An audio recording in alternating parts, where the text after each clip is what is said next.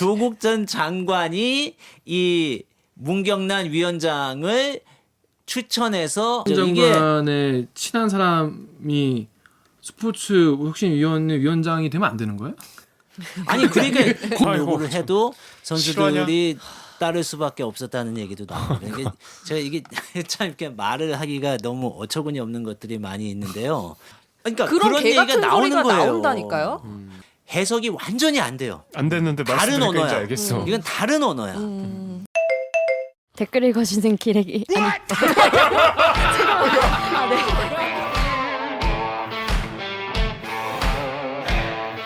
아, 댓글 읽어주는 이렇게 기자들. 찔렀네. 기레기 아닙니다. 지금 여러분은 본격 KBS 소통방송 댓글 읽어주는 기자들을 듣고 계십니다. 방송이 기대되신다면 좋아요 버튼을, 아직 대듣기 구독자가 아니시라면 구독 버튼을 잊지 말고 꼭 눌러주세요. 한 번만 눌러주십시오. 자, 2019년 한 해 묻힌 뉴스가 많겠죠. 네. 그런데 저희 대들기에서 다룬 아이템, 대들기에 나간 아이템 중에서 묻혔고 묻힌 게 너무 안타깝고 빡치는 역대급 문유. 역대급 문유를 위해서 특별 게스트를 모셨습니다. 그런데 그 전에 왜 모셨는지에 대해서 유튜브 댓글을 읽어드리면서 소개를 하겠습니다. 유튜브에 저희 배가댕댕님이 정재용 기자님이 출연해 주셔서 체육계 이슈 이후에 문체부 교육부는 어떤 식으로 해결하려고 하는지 알려주셨으면 좋겠습니다. 또 블루북님께서 체육계 성폭력 방지법 한국당 반대로 법사위 상정 실패, 미디어스에 이런 기사가 나왔네요. 대들기에서 정재용 기자님이 출연했던 에피소드가 생각나서요. 해당 에피소드의 진행 과정, 결과물에 해당되는 내용이니까 짧게라도 한번 언급됐으면 좋겠네요. 최근 생긴 코너 무신 뉴스 브리핑에도 맞는 것 같아서 제안합니다. 하셨고, 마지막으로 최종영님이 지난 스포츠계 성폭력과 폭행편 이후에 후속편 없나요? 최근 축구계도 학부모와 이상한 관계를 가진 협회장이 혐의를 부인하고 조재범도 부인하는 것 같은데 다시 한번 대들기가 기자님을 초대해서 후속편을 해주시면은 좀 경종을 울릴 수 있을 것 같다라고 했습니다. 2019년 대들기에서 이렇게 재출연 요청이 많았던 사람은 없었어요. 그렇죠. 네. 끊이지 않고 계속 댓글이 달리더라고요. 아 그렇습니까? 네. 그래서 정재영 기자님 모셨습니다. 안녕하세요. 네, 고맙습니다. 반갑습니다. 마초 꼰대 기레기 상관왕 정재용 기자입니다.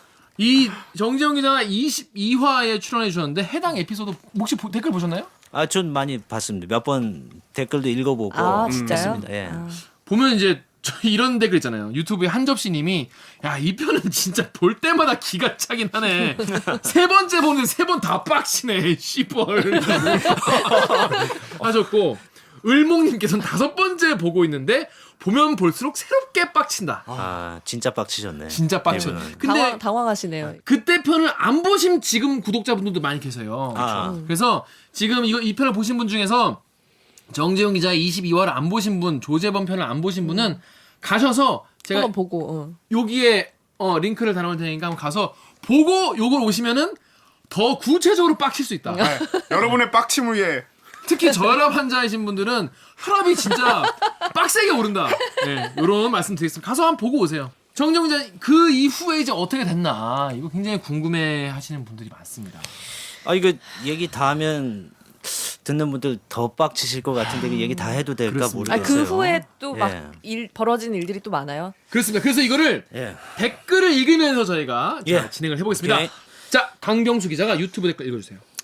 유튜브에 장혜순님께서 취재에 책임감이 넘치는 정재용 기자님의 얘기를 듣다 보니 답답하고 아득하고 막막해지는 한편 조재범의 재판이 어떻게 될지 끝까지 관심을 가지고 봐야겠다고 다짐하게 되었어요. 저 한 사람일지라도 누군가가 계속 지켜보고 문제를 제기한다면 분명 개선될 수 있을 거란 생각이 들었거든요. 네, 이런 분들이 많았어요. 재판 과정 지켜보겠다.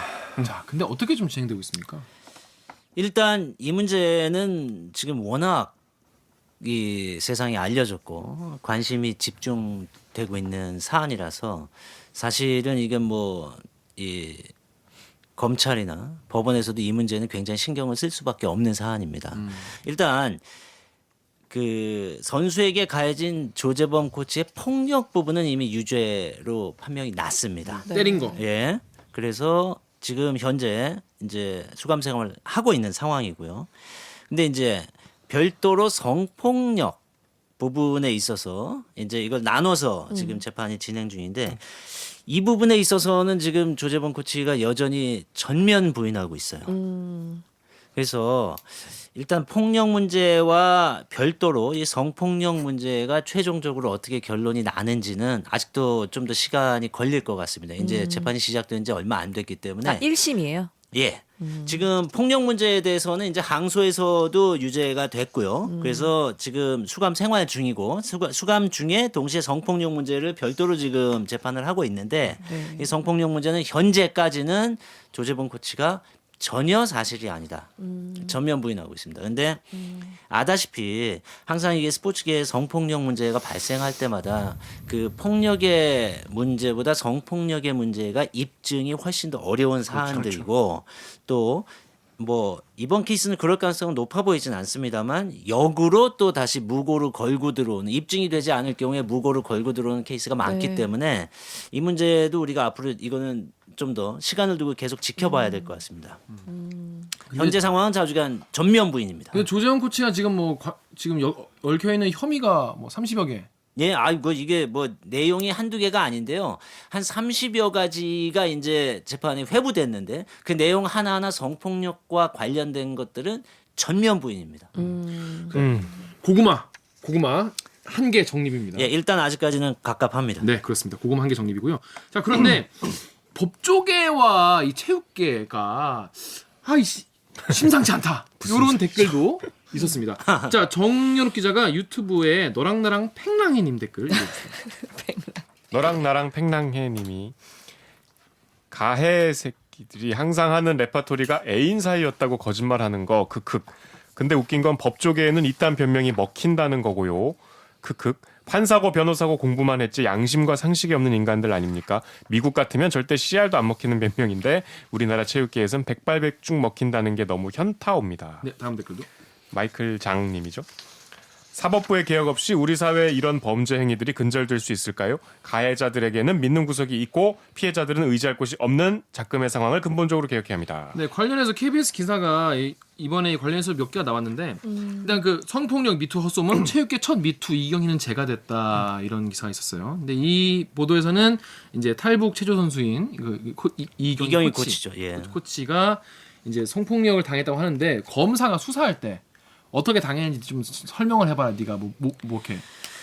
이건 참. 참. 이제 이 얘기 시작하면은 이제 또 사실 어처구니가 없는데요. 특별히 저는 뭐 체육계와 뭐 어떤 이 사법부의 어떤 카르텔이 있다라고 저는 개인적으로 보지는 않습니다. 이거는 대한민국 사법부가 갖고 있는 근본적인 성폭력 문제를 바라보고 있는 이제 근본적인 이 시각 자체가 아직은 좀 어떤 좀 시민 사회의 수준을 따라가지 못하고 있는 것 아닌가. 저는 그렇게 일단 해석은 하는데요. 네. 이경희 코치 문제 여기 이제 이경희는 제가 됐다. 이거 정말 가슴 아픈 기사였는데요. 지금 이 부분에 있어서 결국은 이 이경희 코치가 명예훼손으로 걸어서 그나마 명예훼손이 이제 인정된 거예요.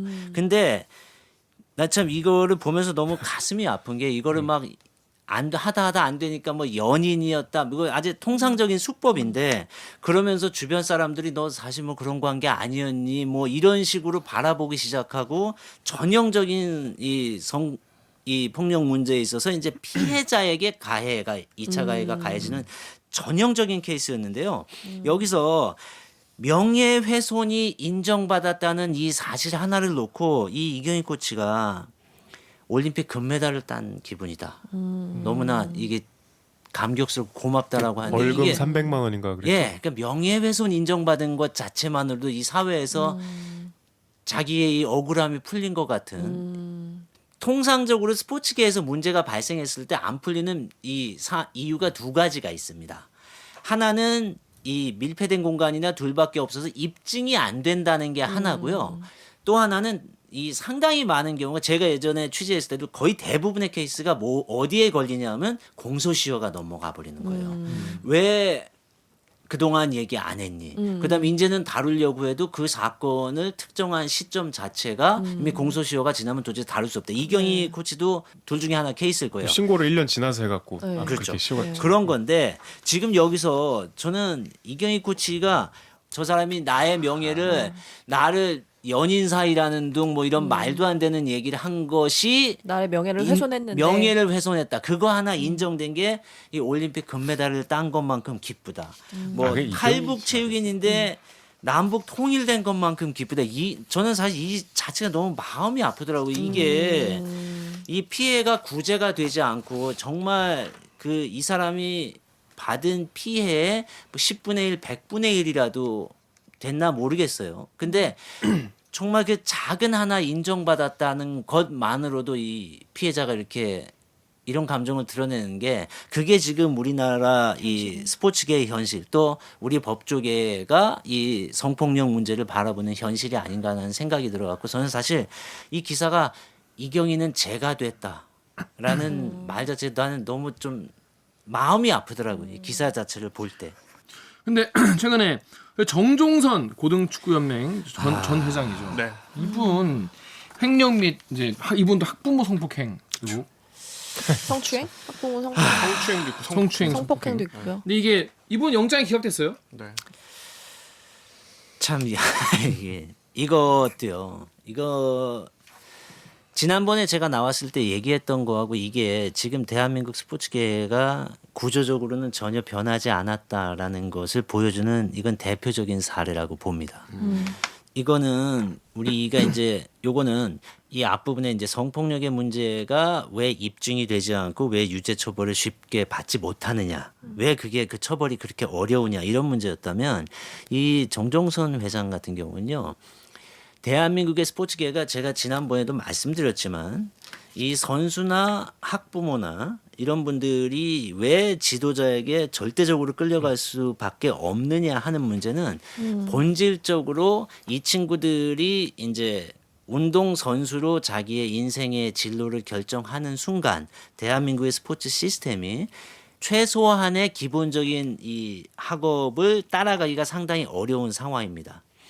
그렇게 되고 1년, 2년, 3년 이제 운동을 계속하고 일반 이 정상적으로 공부를 못하는 상태에서 이제 운동으로 대학을 가고 진로를 정하려고 한 1, 2, 3년 정도 가다 보면 이제 돌이킬 수가 없어요. 그렇죠. 돌아갈 돌아갈 수가 없습니다. 그렇게 되는 인생을 순간 걸어야죠 이제. 네. 그렇게 되는 순간 이 아이들이 시합에 출전을 할 수 있느냐 없느냐를 절대적으로 결정짓는 코치가 신적 존재가 되는 겁니다.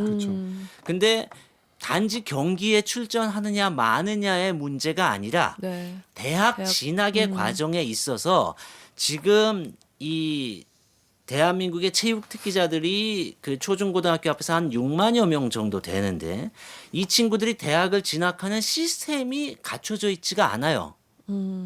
그러니까 이 코치들끼리 예를 들면 A 코치와 B 코치가 서로 친한데 짱에서. A, B 코치가 또 해갖고 자 얘는 저 학교를 보내고 얘는 저 학교를 보내고 우리가 이렇게 다 결정해서 학부모한테 사실상 통보합니다. 그런 상황에서 이게 아주 운동을 잘하는 그런 선수들은 문제가 되지 않아요. 어차피 갈 사람은 이 실력 가니까. 자체가 네. 권력이야. 네. 근데 그런 선수는 100명에 1명도 안 되잖아요. 결국 대부분의 선수들은 이 선수가 간다고 뭐 우승의 판도가 바뀌고 이러지 않습니다. 그러면 뭐 이 선수가 갈 때 이 선수를 끼워서 대학에 보낸다. 이게 말이 안 되는 불법적인 행위지만 지금까지 대한민국의 스포츠 시스템에서 코치들끼리 그 모든 걸 다 수십 년 동안 해온 거예요. 그러니까 코치의 눈밖에 나는 순간 학부모가 누구라도 아무리 권력이 있는 사람이라도 이 코치는 내 자식의 인생을 결정짓는 사람이 되는 그렇죠. 거예요. 그러니까 절대 권력이 되니까 이 그냥 단순 갑을 관계가 아니라 거의 노예 관계가 되는 거예요. 그러니까 우리가 이거 다루다 보면 나중에 이제 국가인권위에서 조사한 내용에도 또 나오는 기사입니다만 네. 코치 선생님이 우리 엄마 아빠가 보는 앞에서 나를 때렸는데 우리 엄마 아빠는 울고 있었어요.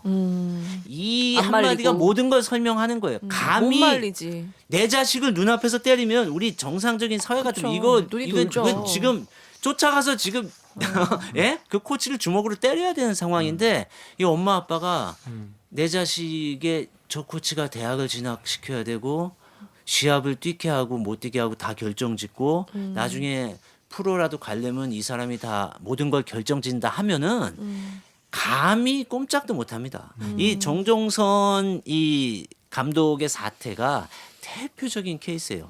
이분이 한국 고교 축구 연맹 회장이었어요. 그리고 대한민국에서 가장 유명한 고등학교 축구팀을 그렇죠. 갖고 있는 네. 고등학교의 감독, 축구연맹 회장이고 최고 입시 명문인 거하고 똑같죠. 이제 네. 대학 진학을 제일 잘 시키고 대학 진학뿐 아니라 프로 선수 배출을 많이 선수가 하고. 될 수 있는 네. 길을 이 사람이 결정짓는다고 생각하는 거예요. 그리고 이 사람의 줄을 타지 못하면 국가대표도 못 되고 프로도 못 가고 대학도 못 가는 거야. 사실 결정을 저는 언남고가 얼마나 유명한 데는 잘 몰라가지고 아, 근데 이해가 좀 전에 되네요. 찾아봤는데 저- 언남고 출신 그 축구사들이 꽤 많더라고요. 근데 이분들이 그러니까 지금 사건이랑 전혀 관계가 없는 사람들인데 보니까 지금 상무팀에 있는 김민혁, 대전 시티즌에 있는 이지솔, FC 서울의 조영욱, 울산 현대 김성준, 광주 FC 박선주, 화성 FC 유병수, 서울 FC 서울의 유상훈, FC 서울의 조영욱. 다 좋은 대학, 홍대, 뭐 광운대, 고려대 유명한 대학교 다 바로 갔고, 그거예요. 예. 그러니까 사실상 이 정종선 감독이 최고 명문고등학교 감독이라는 것은 그 자체로 권력이에요. 신이라고 하더라고요. 예. 존경한다고 그다음에- 막 그런 아버지 같다는 그렇죠. 그런 표현을 쓰더라고요. 인터뷰할 때. 그다음에 한국 고교 축구 연맹 회장이면은 이 몇몇 명문고들의 카르텔이 생깁니다. 그럼 사실은 학부모들은요. 이 내 자식이 이 승부를 좌우할 만큼의 실력을 가진 선수가 아니면은 말도 못 꺼냅니다. 그런 시스템에서 이 정종선 감독은 사실상의 신이 된 거예요. 실제로 신적 권리를 가진 거예요. 그러니까 우리 KBS 뉴스에도 나갔지만 이분이 그런 말도 안 되는 만행을 저지른 것들이 세상에 드러났는데 그 이후에도 그 학부모들이 다 모여갖고 새벽까지 이분 술 시중 들고 뭐 음식 해오고 너무 뻔뻔했어요, 진짜. 근데 이 사람들은 그게 잘못됐다 생각을 안 해요. 너무나 오랫동안 그런 시스템 안에서 살았고 본인도 그 시스템 안에서 성장해서 그 시스템에서 자기는 가장 성공한 사람이 된 거야. 그러니까 이건 너무나 당연한 거예요. 그래서 그 업계에서는 이런 얘기도 있었다고 하더라고요. 그 학부모가 알고서 그렇게 접근한 거 아니냐. 그러니까 그런 그런 개 얘기가 같은 나오는 소리가 거예요. 나온다니까요. 그 이게 우리 일반적인 사회 상식으로 지금 대한민국 스포츠계 이 특히 이제 이 조재범 코치 사건이나 이 정종선 감독 사건 같은 거를 바라보려고 하면 해석이 완전히 안 돼요. 안 됐는데 다른 말씀드리니까 언어야. 알겠어. 이건 다른 언어야. 수십 년 동안 아무도 문제 제기를 안 했어. 근데 갑자기 어느 날 갑자기 이게 문제라고 하니까 이게 내가 뭐가 문제예요? 이렇게 되는 거예요. 그러니까 이 문제가 체육계 안에 그 이 울타리 안에만 있을 때는 일반인들이 그 안에 들어가서 문제를 제기하면 그 사람이 이상한 사람이 되는 거죠. 근데 지금 이 문제가 세상 밖으로 나오니까 우리 사회에서 우리가 우리의 시각으로 보면 세상에 어떻게 이런 일이 이게 가능한 일입니까? 이런 질문이 너무 많이 나올 수밖에 없는 거예요. 지금 이 상황에서 지금 이분은 단 한 가지도 인정을 안 해요. 저희가 인터뷰를 요청했을 때도 너무나 당당해. 우리 담당 기자가 심지어 어떤 말까지 했냐면 세상에 나는 저렇게 너무 당당하니까 자기는 당당. 기자도 사실 사람이니까 그 생각을 하게 되는 거예요. 이 사람 진짜 아닌가? 이렇게까지 아니 얘기하니까. 보통 우리가 보통 사람이면 보통 인간들끼리는 내가 잘못하고 내가 거짓말을 했으면 눈이라도 피하게 되고 기자가 막 카메라 갖다 대고 움찔하고 그러잖아요. 전혀 안 그래요. 말도 안 되는 소리다. 내가 뭘 잘못했는데 내가 잘못한 게 하나도 없다. 이건 다 거짓말이다. 이렇게 막 너무 빤히 쳐다보고 얘기하고 너무 당당하게 얘기하니까 담당 기자도 저한테 와고 이거 혹시 뭐 이게 현실이에요. 정신 차려 이 새끼야. 근데 이게 그러니까 저는 가끔가다 그런 생각이 들어요. 본인이 실제로 잘하고 잘못하고를 떠나서 본인의 잘못을 실제로 못 느끼고 있는 거야. 네. 근데 이렇게 잘못을 하는데 이게 우리 또 이 법적 잣대로 들이밀어 수사를 하면 또 결과가 나야 되지 않습니까? 근데 이게 자꾸 영장이 기각되고 수사가 잘 안 되는 거예요. 근데 그 이유가 근데 이게 예. 또 빡친다. 이게 빡친 포인트가 이렇게 올라갔어. 또 똑같은 얘기를 해야 되는데요. 이게 안 바뀌는 거야. 바로 자 지금 여기서 문제를 제기한 학부모들이 있지 않습니까? 네. 이분들은 자기 자식을 걸고 지금 문제를 제기한 거예요. 그렇죠. 근데 지금 이 학교에서 이 감독 편을 들고 있는 분들이 있는지 없는지 모르겠지만 우리가 통상적인 상황으로 보면은 그렇게 나뉘는 겁니다. 네. 문제를 제기한 학부모들 대부분 처음에는 그 문제가 너무나 명백한 문제이기 때문에 학부모가 전체가 다 동조합니다. 그래서 이거는 정식으로 고발도 하고 이 사람을 자르고 우리 하자. 자, 근데 첫날은 다 같이 붕괴했어. 근데 이제 그 다음 날이 됐어. 회유가 들어갑니다. 그래도 애는 살려야죠. 애 대학은 일단 가야죠. 지금 이렇게 되면 팀 없어지고 하면은 저 2-3명 때문에 10명, 20명이 전부 다 대학도 못 가고 인생 다 망가지면 누가 책임집니까? 애들은 살립시다. 이렇게 나오면 마음이 흔들리죠. 어? 그리고 또 집에 가서 아이 자는 걸 보고 있으면 내가 얘를 지금 얘 인생이 이제 여기서 만약 이게 다른 학교를 옮겨가지도 못합니다. 코치들끼리 결정을 해서 받아주지 맙시다 하는 순간 이제 갈 데가 없어요. 그리고 그런 케이스가 저희가 취재하면서 너무 많은 거야. 자, 한 A라는 학생이 있었어. 얘가 피해자예요. 그럼 처음에 문제가 발생하면 모든 학부모들이 다 일어나고 이거는 코치를 뭐 진짜 뭐 처단을 해야 되고 학교장을 처단하고 난리가 나요. 막 하다가 한 2-3일 지나면 이제 슬슬 저쪽으로 다시 이제 탄원서 써줍니다. 뭐 이게 사실은 좀 상황이 다르고요. 이러다가 그러면 이 처음에 피해자의 부모들은 처음엔 철석같이 믿고 있다가 어느 날 보면 다 돌아서 있어. 그러면 가서 싸우기 시작하죠. 이제 그렇게 시작하면 돌아선 분들은 아이들이라도 살려야 되니까 이쪽을 공격합니다. 그러면 저 사람이 무슨 의도를 갖고 지금 공격하는 거예요. 마치 물 흐리는 미꾸라지처럼. 그리고 이게 그 어느 순간 되면 인간은 자기를 합리화하게 되잖아요. 그러면 이제 저쪽에서 거짓말하네, 뭐 자기 아이를 위해서 이렇게 했네. 이렇게 되면은 이제 그 아이는 다른 학교로 전학도 못 가요. 그러면 뭐 이민을 가야 된다든지 뭐 이런 상황으로까지 내몰리는 거예요. 근데 그런 케이스가 너무나 많아요. 제가 직접 만난 학생도 너무 많고 그 부모도 너무 많고 그러니까 그 현실이 너무 무서운 거야. 그렇기 때문에 지금도 만약에 이 학교 제 볼 때는 아직도 그런 학부모 많을 거예요. 우리 아이는 살아야지. 그다음에 여기서 우리가 이거 잘못하면 우리 애들 다 죽는다. 내 인생 다 망가지고 내 나뿐 아니라 또 내 아이까지. 이런 두려움이 있기 때문에 아직까지도 이 문제를 갖다가 드러내놓고 법정에서 증언을 못 해주는 사람이 너무 많아요. 그렇기 때문에 법정으로 갔을 때 주변에서 증언을 다 해주면 문제가 풀립니다. 근데 처음에 서명을 했던 사람들까지도 대부분 돌아서요. 우리가 보면. 저희가 취재할 때도 마찬가지예요. 처음에 취재 시작하면은 그 사람은 정말 나쁜 사람입니다. 뭐 하고 다 주변에서 그건 뭐 이렇게 된 거죠 하고 다 하다가 인터뷰 딱 하자 그러면은 저는 그래도 이 바닥에 살아야 되는데 제가 이 얘기를 하는 순간 나는 이 바닥에서 끝장인데 나는 평생 이거밖에 안 해봐서 딴 거는 못합니다. 이렇게 되는 거예요. 처음엔 그리고 죄송하다 그래. 그러다가 이 피해자가 점점 너무 어려운 상황이 되고 그래서 다시 가서 증언을 다시 부탁드리면 이제 그때는 화내기 시작하죠. 당신이 뭔데 내 인생을. 그거 다 거짓말이야. 그 사람 옛날에 이렇게 말씀하셨죠. 내가 언제? 이렇게 되는 거예요. 이 자식을 볼모로 잡혀 있다 보니까 이 증언자들의 증언이 계속해서 바뀌고 이 오히려 피해자들을 공격할 수밖에 없는 이런 구조로 자꾸 내몰려가는 거예요. 그러니까 우리가 제가 전에도 얘기했지만 자꾸 이거를 뭐 이 스포츠계 성폭력의 문제로만 바라본다든지 이 스포츠계만의 문제를 본다든지 이럴 차원이 아니고요. 이거는 근본적으로 시스템 자체가 바뀌어야지 성폭력을 그렇다고 완전히 없앨 수 있는 건 아니고요. 시스템에서 성폭력을 많이 줄일 수 있고 또 문제가 발생하더라도 그거를 어느 정도 합리적인 선에서 걸러낼 수 있는 시스템이 필요한 거죠. 근데 지금 현재의 시스템에서는 이런 문제가 거의 무방비로 지금 노출돼 있는 거죠. 그래서 국가에서 네. 딱 선배 말같이 스포츠 문제로만 바라보고 어떻게 했냐. 언남고등학교 축구부를 없애버렸어요. 축구가 없애기 때문에 그러면 그 축구 바라보고 들어온 1, 2학년 학생도 있을 거 아니에요. 그럼 그 학생도 어떻게 해? 그 학생 다 전학 갔습니다. 제가요. 네.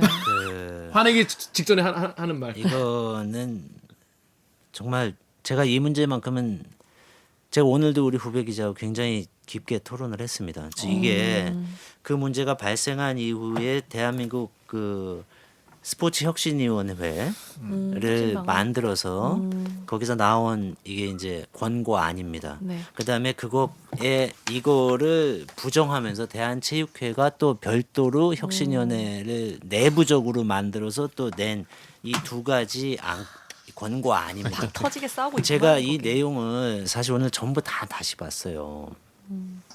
근데 이게 정말 제가 이 부분에 있어서는 대한체육회에 대해서 얘기 좀 해야 될 것 같습니다. 그러면 그 전에 트위터에 댓글 하나 읽고 가겠습니다. 예. 오규정 기자가 네. 7페이지 제일 위에 있는 트위터 댓글 하나 네, 읽고 잠시 분노를 가라앉히고 기다릴게요. 트위터에서요. YG킴2466님이 요즘은 유현진과 추신수, 손흥민 같은 선수들 덕분에 대한민국이 즐겁다. 스포츠 혁신위원회 권고안을 보고 묻고 싶다. 권고안대로 바뀐다면 이런 선수들을 우리가 앞으로 볼 수 있을까? 현장의 목소리를 제대로 듣고 일하는 건가? 참 답답하다. 네. 여러 가지 의견이 있는데 그러니까 이분은 스포츠 혁신위의 권고에 반대하시는 거죠. 그렇죠. 네. 자, 이 언남고등학교가 해체됐다는 게 네. 저희가 그 대한민국 스포츠계뿐 아니라 대한민국 사회의 수준을 보여주는 굉장히 상징적인 저는 일이라고 생각을 해요. 자, 이게 뭐냐하면 문제가 발생하면 네. 성숙화된 사회, 시스템이 제대로 갖춰진 사회에서는 그 문제의 본질을 바라봅니다. 그래서 그 문제가 왜 발생했는지 어떻게 해야 그 문제를 다시 발생하지 않도록 막을 수 있을까? 여기에 집중을 하고 시스템을 개혁하는 게 당연한 수순입니다. 근데 문제가 발생하면 그 문제가 발생한 데를 앞뒤 가리지 않고 없애버리는 거예요. 없어요. 팔에 어디 상처가 났다. 그럼 이게 치료를 하고 다시 하면 팔을 정상적인 기능으로 잘 쓸 수 있고 얼마든지 치료가 가능한 상황인데 팔을 툭 잘라버리는 외과적 수술을 해버리는 그런 아주 대단히 무식한 방식으로 지금 문제를 해결하려고 하는 거예요. 예전에 세월호 때 해경 없애는 거 뭐 그런. 그러니까 이게요. 네. 여기 나온 얘기하고 똑같은 거예요. 지금 대한체육회가 어떻게 그 이 스포츠 혁신위원회에서 내놓은 권고안, 네. 제가 이 문제는 너무 깊이 들어가지는 않겠습니다. 왜냐면 너무 깊이 들어가면 이건 사실은 좀 이해가 어려우니까. 스포츠 혁신위원회 권고안은 본질적으로 간단합니다. 그 앞으로 운동 선수들이 공부와 운동을 병행할 수 있도록 해줍시다. 단 운동 선수로서 가야 할 아이들에게 일반 학생하고 똑같이 공부해서 대학을 가라는 것은 굉장히 무리한 요구이기 때문에 정규 수업의 정도에 들어갈 수 있도록 대회 방식과 지도 방식을 바꿔주고 대학 입시 방식을 바꿔줍시답니다. 네. 그 방향 맞습니다. 네. 그리고 그거는 이제 디베이트를 길게 할 수 있다면 얼마든지 입증을 할 수 있는데 네. 지금 대한체육회에서 어떻게 공격을 대한체육회는 하냐면 뭐라고 하냐면 예, 대한체육회에서는 자 이것 봐라. 저 혁신이가 얘기하는 저런 방식으로 하다 보면 엘리트 스포츠 없어진다. 예를 들면 이 언남고등학교를 만약에 사례를 든다면 이것 봐라. 좀 문제가 생기니까 축구부 해체되지 않냐. 그럼 선수들은 갈 데 없고 얘네가 무슨 죄가 있냐. 지금 1학년, 2학년 얘네는 아무 죄도 없는데 얘네가 스포츠 개혁의 희생양이 되는 거다. 네. 어설픈 스포츠 개혁의 희생양이 되는 거다라고 얘기하고 지금 전 종목에 있어서 다 똑같이 얘기하고 있습니다. 자, 그런데 대한체육회에서 내놓은 이 권고안을 제가 다 다시 읽었어요. 지역적으로 여기에도 충분히 받아들일 사안들이 있습니다. 그래서 사실 지금 스포츠혁신위원회와 대한체육회가 굉장히 감정적으로 충돌을 하고 있습니다. 네. 그런데 저희가 오늘 내부에서 이게 굉장히 저희가 한 시간을 거쳐서 심도 있게 토론을 했는데 내용상 지금 방향성에 있어서 똑같아요. 핵심은 공부와 운동을 병행하면서 할 수 있느냐. 최소한의 정규 수업 정도는 들어갈 수 있는 선에서 대회도 치르고 대학 입시도 반영을 하고 그렇게 하자는 겁니다. 네. 자, 그런데 지금 언론도 문제고 대한체육회에서도 일부 문제가 있고 체육학계에서도 일정 부분 문제가 있는 게 이 상황을 양쪽에 접점을 찾아서 자 그러면 어떻게 해야지 우리가 합리적인 안을 도출하고 동의가 되겠습니까라고 하지 않고 정치적 싸움만 하고 있는 거예요. 그 안에 이제 여야가 있는 거. 그렇죠. 근데 내가 이제 그 얘기를 해줄게요. 혁신이는 그렇게 공격해갖고 이걸 정치적 싸움으로 몰고 갈 일 아니다. 여기에 나와 있는 안이 100% 완벽한 안이 아니다. 그런 안은 나올 수가 없다. 디테일로 완벽하게 한 안은 나올 수 없다. 양쪽이 합의해서 진행하면 된다. 이게 이제 혁신이가 얘기하는 거고요. 그리고 여야가 이 문제를 다 지지했습니다. 처음에. 근데 최근에 지금 야당이 다 반대로 돌아섰습니다. 저는 정치가 대한민국을 망친다라는 이 대표적인 케이스 중에 하나인데요. 그러면 거기에 관련된 예. 댓글을 제가 한번 읽어보겠습니다. 예. 클리앙의 지니어스님께서 자유한국당, 자한당이 목리를 부리면서 체육계 성폭력 방지법까지 방해하는데 언론은 견제를 안 합니다. 보도도 안 해요. 언론만 똑바로 기능을 해줘도 저런이 함부로 못해요라고 하셨는데 그러니까 법사위도 못 갔다는 거잖아요. 요거에 대해서 어떻게 된 건지 참 너무 궁금해요. 지금 최종적으로 저기 본회의 통과만 남겨놓고 있습니다. 원래 오늘 통과될 것으로 기대했는데 또 다시 멈췄죠. 오늘도 통과. 아까 제가 낮에 일부 의원들한테 오늘 통과됩니까라고 물어보니까 올스톱돼서 이제 오늘도 통과는 어렵습니다라고 저한테 답변이 왔고 아마 통과 어려울 것 같습니다. 오늘도.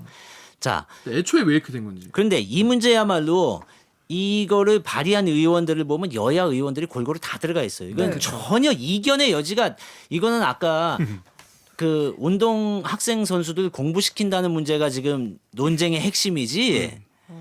이 인권 성폭력 방지법이나 이거는 논쟁 자체가 하나도 없던 사안이에요. 누가 봐도 잘못인 거예요. 예, 이건 그냥 100% 만장일치로 통과돼야 되는 사안이에요. 근데 어느 순간 이게 야당이 완전 반대로 모든 게 돌아선 이유가 사실은 조국 전 장관이 이 문경란 위원장을 추천해서 꽂았다. 스포츠계 혁신위원장이 됐다. 이렇게 공격을 했습니다. 그 근거는 이 문경란 스포츠 혁신위원장이 서울대 법대의 조국 교수의 멘토로 알려진 한인섭 교수일 거예요. 한인섭 교수의 부인입니다. 근데 지금 공격은 조국 전 장관과의 그런 친분. 무슨 그 친분이 입증된 건 아무것도 없어요. 그냥 뭔가 가까우니까 그럴 거 커넥션이 있는 아니야? 것처럼. 가까운 사람의 부인이니까. 이렇게 얘기를 해서 그 말이 들어가는 순간 이 스포츠계 성폭력 방지법뿐 아니라 이 혁신위에서 내놓은 이 모든 안건에 찬성하던 자유한국당이 100%다 반대로 돌아선 겁니다. 오늘 빡침의 하이라이트가 빵. 바로 그 순간 그래서 지난번에 그 기사가 나온 거예요. 스포츠계 성폭력 방지법이 어떻게 통과가 안 될 수 있냐. 이게 여야 합의로 이게 시작된 건데.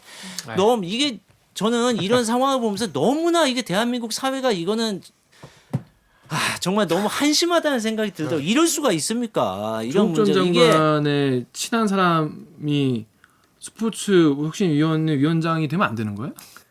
아니 그러니까 거기부터 이해가 안 제가 되는데. 무슨 싫어, 얘기를 너무 싫어. 하냐면 제가 이 문경남 위원장의 진정성에 대해서 저는 의심하지 않는 게 제가 2008년도에 스포츠와 성폭력에 대한 인권 보고서라는 다큐멘터리를 2편을 냈을 때 이 문경남 위원장이 그 당시 국가인권위원회 상임위원이었어요.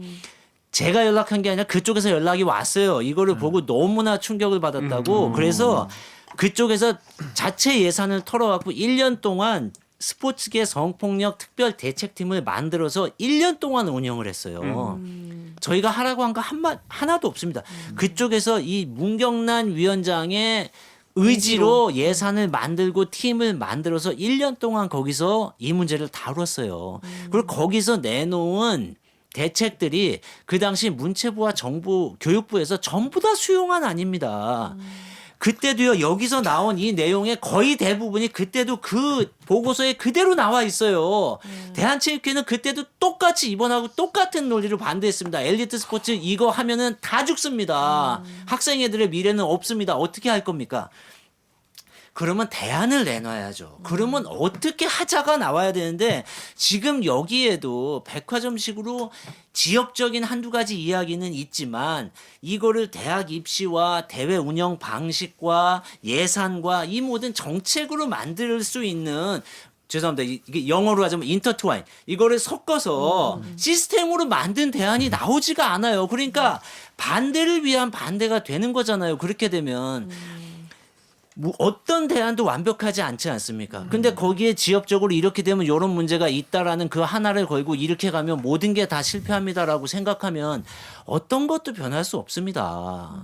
그런 방식으로 10년, 20년, 30년째 스포츠 개혁이 계속해서 무산되고 있고 이번에 그나마 가장 그 하나의 시스템으로 정책으로 갈 수 있는 권고안이 나왔는데 이게 눈앞에까지 온 상태에서 조국 전 장관이라는 정치적 이슈에다가 하나 딱 말려 들어가는 순간 여야 정치권이 완전 올스톱해보고 단 한 가지 100% 동의했던 안까지 통과 못 시키고 있는 이런 상황이 이게 현실인 겁니다.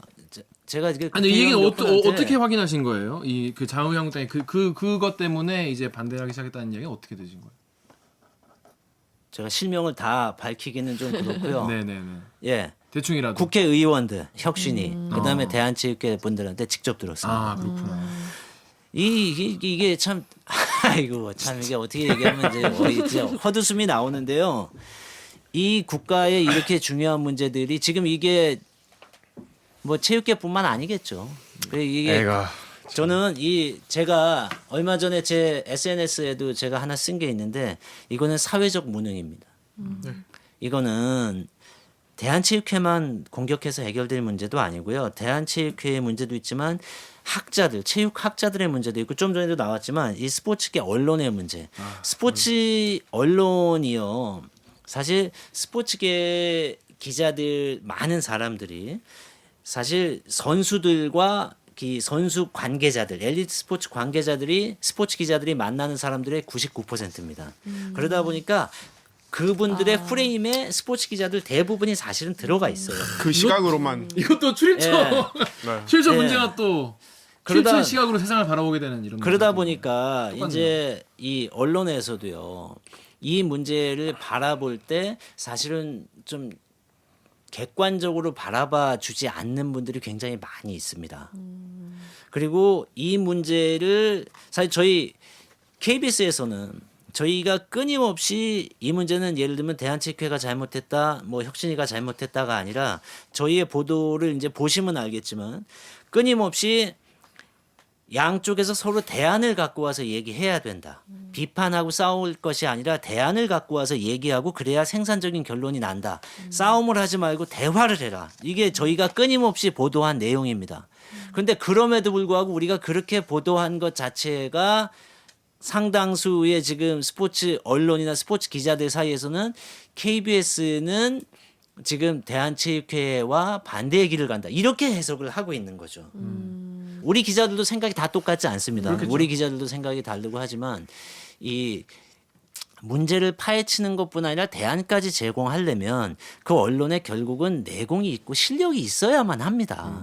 근데 과연 대한민국 스포츠계 언론이 그 정도의 수준에 도달해 있는가 저는 굉장히 큰 의문을 갖고 있습니다. 그러다 보니까 사실은 이런 안들이 나왔을 때 이런 뭐 100페이지가 넘고 200페이지가 넘는 이런 안건들 제가 많은 사람들한테 물어봐서 비판 기사 쓴 후배 기자한테도 뭐 솔직히 말해 다 읽었냐? 읽었다는 후배 거의 없습니다. 아이고. 그냥 이제 우리가 통상적으로 얘기하고 전문가들 몇 명의 이야기를 듣고 이제 본인의 경험칙과 몇 가지를 이제 엮어서. 섞어서 자기가 이제 어느 정도의 전문 기자라고 판단을 하기 때문에 이제 거기다가 이제 쓰는 경향들이 굉장히 많죠. 근데 사실은 우리 스포츠 기자들이 그렇게 접근할 문제는 아니라고 봅니다. 이런 중요한 정책적 문제들은 실제로 그만큼 스터디를 하고 준비를 해야지 할 수 있는 거죠. 발생되는 사안들을 따라가는 것과 우리가 기획 기사를 쓰고 정책적 대안을 내는 거는 그 준비의 과정이나 우리가 들여야 할 노력들이 차원이 달라지는데 지금 사실 대한민국의 스포츠 언론이 그 정도 역할을 하고 있지는 않다고 생각합니다. 자, 그럼 마지막으로 궁금해하시는 분들이 많아서 요거 예. 하나 여쭤보고 갈게요. 지난해 출연하셨을 때 예. 국가인권위원회에서 이제 전수조사 할 예. 계획이다. 20억 들여서 전수조사 한다. 뭐 이런 예. 게 요거 관련해서 강병수 기자가 유튜브에 비엔토님 댓글 네. 주세요. 유튜브에 비엔토 S님께서 기자님 말씀에 전반적으로 동의하지만 제도 보완과 별개로 조사는 해야 한다고 생각합니다. 과거 청산 없이 미래로 어떻게 가나요? 네. 그때 요거 전조사 얘기 나왔는데 어떻게 좀 진행되는지. 제가 이 얘기도 드려야 될 것 같습니다. 국가인권위원회의 김현수 단장이 지금 그 스포츠 인권 관련해서 이 김현수 단장께서 이제 조사도 진행을 하시고 여러 가지 캠페인을 진행하고 있습니다. 네. 그 실제로 성과들도 많이 있었고요. 제가 그때도 얘기했지만 전수조사해 갖고 절대로 성폭력에 대한 진실이 실체적 진실이 다 밝혀지지 않는다고 얘기했죠. 저는 그 생각에는 변함이 없습니다. 그리고 사실은 그 김현수 단장하고도 만나서 그 얘기도 했었고요. 그러나 그 조사 자체가 의미가 없진 않죠. 그렇죠. 지금 국가인권위원회에서 올해 어떤 조사들을 했냐면 학생 선수들에 대한 인권 조사를 했고요. 거기 사실 여기 뭐 수치들은 다 나오는데 상당수의 학생 선수들이 이제 성폭력, 그다음에 폭력, 언어적 폭력, 그다음에 어떤 선후배 간의 그런 불합리한 뭐 폭력적 행위들 이런 것들을 굉장히 많이 겪었다고 답했고요. 동시에 성인 선수들에 대한 전수조사도 했습니다. 근데 우리가 발견할 수 있는 게 그 어릴 때 그런 억압적인 문화와 폭력적인 문화에 길들여진 그 상황이 성인이 됐는데도 그대로 이어지고 있다는 게 조사 결과가 나옵니다. 그게 무슨 말이죠? 정확히. 조사에 나온 거는 그 합숙소에서 뭐 조사를 한다고 다 옷을 벗고 사진을 찍고 이거를 말을 안 되면 나중에 공개하겠다 이런 아이고, 요구를 해도 선수들이 실화냐? 따를 수밖에 없었다는 얘기도 나오고 제가 이게 참 이렇게 말을 하기가 너무 어처구니 없는 것들이 많이 있는데요. 소년체전에 가서 현장을 조사를 했어요. 또 국가인권위원회가. 거기 가서도 여전히 말도 안 되는 폭력과 그런 언어와 이 지도자들의 그런 갑질이 그대로 행해지고 있는 거야. 근데 그걸 또 전국체전, 성인들의 대회인 전국체전에 가도 거기서도 그대로 이어지고 있는 거야. 얼마 전에 한번 이슈됐었잖아요. 막. 그렇죠. 감독이 막 그러니까 대한민국 쌍욕하고. 스포츠계의 현실은 체육계에서는 지금 우리를 자꾸 비하하고 우리를 자꾸 이 몰상식한 집단으로 몰아간다. 이런 프레임으로 얘기를 하는데 저는 그 안에 억울한 사람은 분명히 굉장히 많을 거라고 봅니다. 체육계 안에 정말 헌신적인 코치와 함적인 지도자와 또 선수들, 학부모들도 정상적인 생각을 갖고 뭐 우리 일반 사회보다 더 정상적인 생각을 갖고 더 어떻게 보면 더 성숙한 시각을 가진 분들도 아주 많을 거예요. 이건 문제를 사실은 해결하자라고 바라보고 이 문제를 해결하자라고 바라보고 들어가면 사실 큰 차이가 없어요. 그러니까 뭐 그 내놓은 예를 들면은 수업을 다 받고 어떻게 합니까? 저희가요 지금 대한축구협회 같은 데는 만나서 저희가 대화를 해봤어요. 스포츠 혁신위와 대한축구협회가 같이 만나서 자 이대로 하면은 가능합니까? 그러니까 가능합니까가 아니고요. 대한축구협회는 왜 안 해줍니까? 스포츠 혁신위원회에서 내놓은 안이 너무 약합니다예요. 오히려. 그러니까 축구는 근데 그 시스템이 이게 종목마다 상황이 달라요. 축구는 2009년부터 지금까지 준비를 해왔기 때문에 사실은 지금 스포츠 혁신위원회가 내놓은 안에서도 예를 들면 그 주중에는 그 시합하지 말고 수업 결손 생기니까 주말에만 시합해라. 그게 이제 주말 리그를 제안했거든요. 네. 혁신위에서 축구협회는 오히려 반겨요. 반기는 정도가 아니고요. 그 정도 해갖고는 안 됩니다. 주말 리그만 하시고요. 나머지 모든 대회들 싹 다 없앨 테니까 그러면 학생들의 수업 결손이 아예 근본적으로 발생을 하지 않습니다. 그 대신 그 주말 리그의 성적만으로 대학에 진학할 수 있게 시스템을 만들어 주세요. 이거를 요청하는 거예요. 사실 혁신이가 그렇게 하자고 얘기를 한 거예요. 그러니까 각 종목마다 종목의 현실에 맞게 우리가 상황이 안 되면은 기다리면서 1년, 2년 유예하고 기다리면서 가야 되는데 축구 같은 경우는 너무 늦었다. 오히려 지금 혁신위의 안이 너무 늦었고 축구는 너무 이 개혁에 앞서가서 피해를 보고 있다. 이건 편히 있는 문제가 아닌데 참 이게 마치 정치권에서 배워서 그런지 체육계마저도 한쪽은 대한체육회 편, 한쪽은 혁신이 편 이렇게 나뉘어갖고 서로 갈등만 하고 있는 이 현실이 너무나 안타까운 거죠. 그리고 스포츠 언론이 거기서 역할을 못 하고 있다라는 게 너무 안타까운 일이죠. 오늘 출연자분들 좀 처음으로 한마디를 제가 덧붙일 수가 없네요. 제가 뭐 그냥 완전 압도적으로 듣고 있어서. 그치? 네. 혹시 오늘 요 얘기 내가 꼭 해야 되는데 생각하셨는데 혹시 지금 빠뜨리신 게 혹시 있으신지요? 저는 정말 부탁을 하고 싶어요. 이거는 제가 기자로서 얘기하는 게 아니고요. 정말 그냥 부탁을 하고 싶어요. 지금 초중고의 체육 특기자 학생만 한 6만여 명이 있고요. 근데 이건 그 학생들만의 문제도 아닙니다. 사실은 이 대한민국의 학교 체육의 문제가 이 6만여 명의 엘리트 선수 애들, 이 친구들이 사실 어떻게 보면 제일 피해자죠. 이 친구들의 경기력, 금메달을 따기 위한 시스템의 예산과 인력이 전부 다 집중되고 있다는 것도 문제지만 더 큰 문제는 지금 대한민국의 초중고 학생을 다 따지면 한 600만 명 정도 됩니다.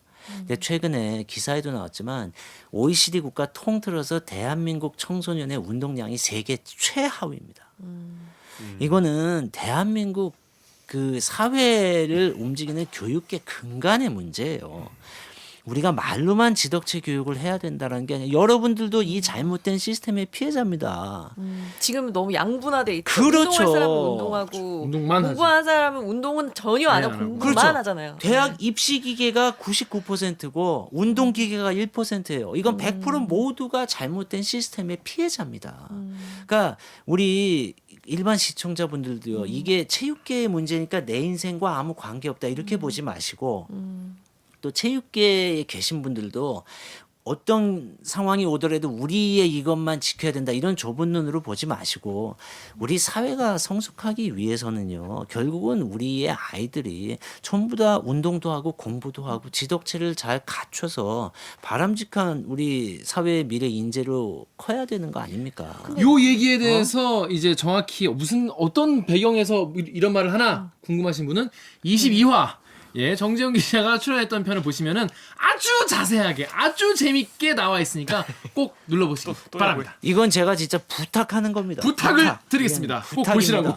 근데 하나만 더 여쭤봐도 돼요? 안 돼요. 아, 네. 물어보세요. 아니, 왜냐면 사람들이 그런 생각을 할 수도 있을 것 같아서.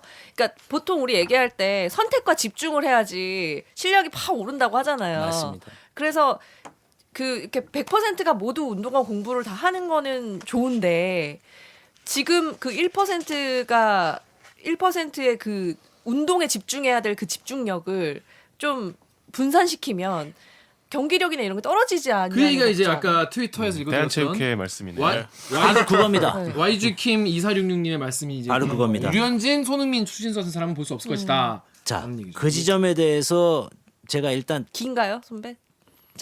다 놓고 말씀을 드린다면 시스템을 개혁하면 더 많은 손흥민, 유현진, 김연아, 추신수가 훨씬 더 많이 나올 겁니다. 풀이 제가 커지기 때문에. 이 부분은 단언할 수 있습니다. 그리고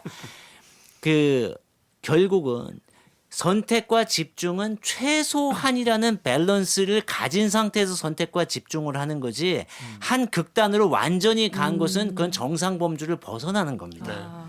최소한의 사회에서 생존할 수 있는 교육은 받은 상태에서 운동에 집중을 해야지 대학을 졸업한 운동선수인데 국제대회 나가서 이 입국 심사할 때 영문 자기 이름도 못 이거 제가 실제로 들은 얘기입니다.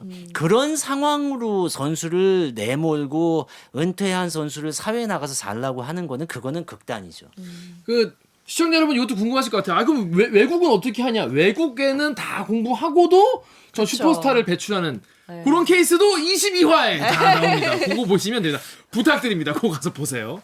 부탁입니다. 네, 그렇습니다. 자, 오규정 기자가 8페이지 밑에 양재진님 댓글 하나 읽어주시고 마무리하겠습니다. 저희 단골손님이시네. 유튜브에 양재진님이 정 기자님 밀리지 않는 벽을 밀었다는 이야기. 10년 동안 아무것도 한 일이 없다고 하셨죠. 하지만 우물을 팔 때 물이 5m를 파고 나서야 나올 수 있고 겨우 5m 10cm를 파서 나올 수도 있습니다. 중요한 건 물이 나오면 성공이란 겁니다.